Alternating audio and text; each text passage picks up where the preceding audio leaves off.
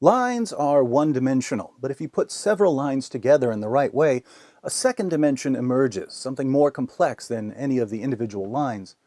Human beings are complex creatures. We make decisions based on a variety of factors: genetics, upbringing, feelings, beliefs, desires, and so on. Much of what we do can't be explained in terms of one specific factor, so one-dimensional explanations of our behavior are often misguided. Take jihad. What causes jihad? Is it poverty? If so, shouldn't we see jihad among all poor people, whether Muslim or not? Is Islam the cause? If it were, wouldn't everyone who believes in Islam be a jihadist? One-dimensional explanations won't help us understand jihad because it isn't the result of one factor. It's the result of three. If you're missing any of the three factors, the new dimension doesn't emerge. But when all three come together, they form what we'll call the Jihad Triangle.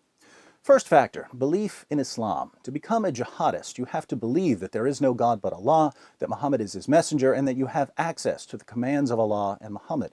Islam is foundational because if you don't believe in Allah, you're not going to wage jihad for him. You might fight for other things, but it won't be jihad.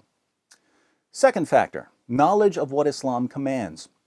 You can believe in Islam without knowing that Allah commands Muslims to fight those who do not believe in Allah, or that Muhammad declared, "I've been ordered to fight people till they say there is no God but Allah." When I quote these passages to westernized Muslims, they generally have no clue what I'm talking about, even though I'm quoting Allah and Muhammad. But the jihadist is familiar with these kinds of passages, so jihadists aren't merely Muslims. They're Muslims who know that they've been commanded to violently subjugate unbelievers. Third factor, obedience. The world is filled with people who choose the path of least resistance, people who do whatever makes them feel most comfortable. But some people are wired differently. They are willing to do whatever they believe is right, regardless of the consequences. You can kill them, they won't back down. This character trait, when combined with certain noble values, gives rise to heroes, men and women who will lay down their lives to help others.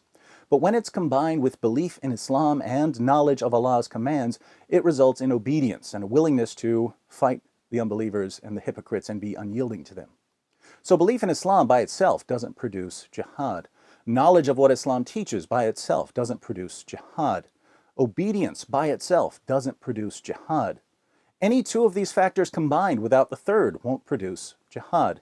You can believe in Islam and be thoroughly willing to obey Allah as long as you don't know that He commands you to wage jihad.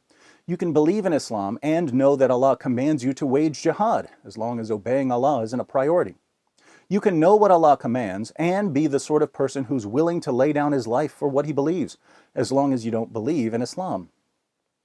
Once we understand that the triangle requires all three sides, we can start to answer some of the more common questions about Islam and violence. For instance, we often hear the question, if Islam is violent, why are there so many peaceful Muslims? Well, most Muslims in the West only have one of the three sides. They have belief in Islam, but they don't know what Islam teaches, and even if you tell them what Islam teaches, they're not going to obey if it's something they don't like. My conversations with westernized Muslims usually go something like this. The Muslim says, "Islam is a religion of peace." I respond by quoting a bunch of passages from the Quran.